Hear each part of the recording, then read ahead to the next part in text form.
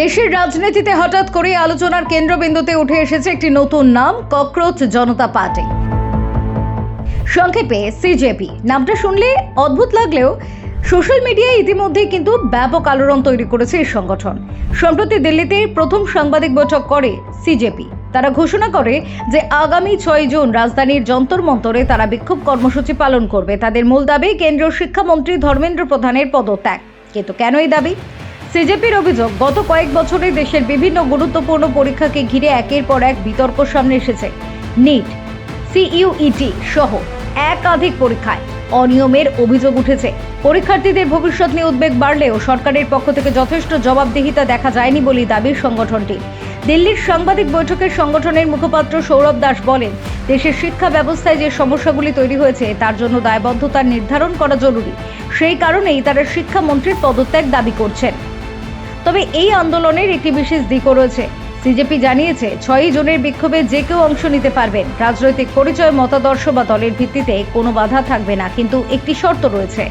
বিক্ষোভে কোনো রাজনৈতিক দলের পতাকা বা ব্যানার ব্যবহার করা যাবে না। অর্থাৎ তারা এই কর্মসূচিকে দলীয় রাজনীতির বাইরে রেখে সাধারণ মানুষের আন্দোলন হিসেবে তুলে ধরতে চাইছে।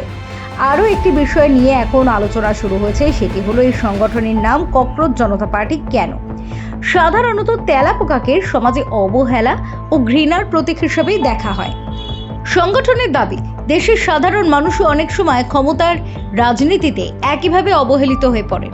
সেই প্রতীকী বার্তা দিতে এই নাম বেছে নেওয়া হয়েছে। সিজেপির আরেক মুখপাত্র বিজেতা দাহিয়া বলেন, গণতন্ত্র শুধু 5 বছরে একবার ভোট দেওয়ার মধ্যে সীমাবদ্ধ থাকতে পারে না। জনগণের প্রতিনিধি যদি জনগণের চাহিদা ও উদ্বেগের প্রতি সাড়া না দেন, তাহলে তাদের প্রশ্ন করার অধিকার জনগণের রয়েছে। উল্লেখযোগ্য বিষয় হলো, সংগঠনটি এখনো নিজেদেরকে পূর্ণাঙ্গ রাজনৈতিক দল হিসেবে ঘোষণা করেনি।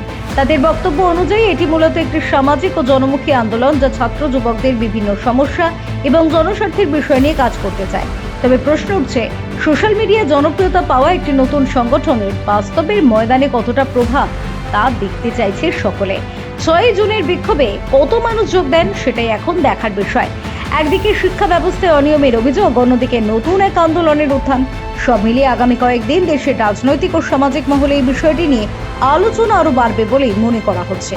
Bureau report, GI.